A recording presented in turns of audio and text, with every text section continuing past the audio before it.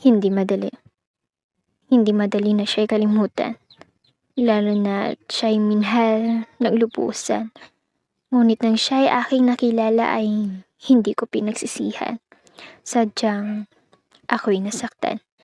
Mahirap man kalimutan ang nakaraan, bukas naman ang puso't isipan para magmahal higit pa sa nakaraan. Umabot ng 10 taon.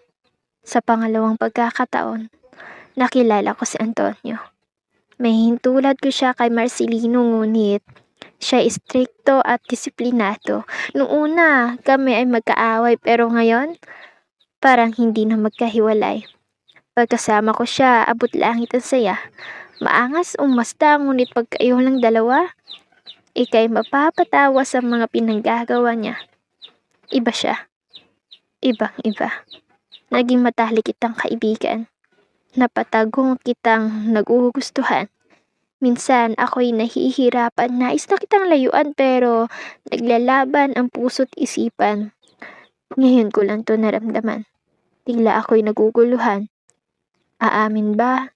O baka maulit naman ang nakaraan? Palagi mo ko dinadala sa dating nating tagpuan. Sa ilalim ng puno tayo palaging nagkwekwentuhan. Palagi mong dala ang pangkulay at pintura. Sa malaking papel, ako ay iyong pinipinta. Hindi ko alam kung ano ang dahilan, ngunit ako'y masaya dahil ako'y naging isang sining sa iyong mga mata.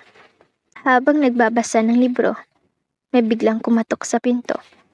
Ikaw pala, Antonio. Anong ginagawa mo dito? Sadyang tiningnan mo lang ako. Pagpasok mo, agad ako'y tinanong mo, mahal mo ba ako? Nagulat ako. Di ko alam kung anong isasagot ko. Lumapit ka at ako'y napaatras papalayo. Ano ginagawa mo, Antonio? Tanong ko. Hindi mo pa nasasagot ang tanong ko.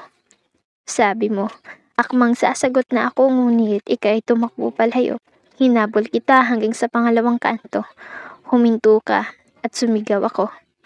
Lumingon ka at nakita mo ako.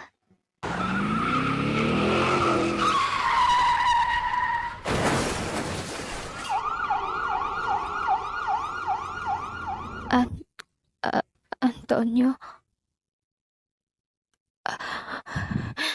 Antonio? Mahal kita. Antonio. Mahal na mahal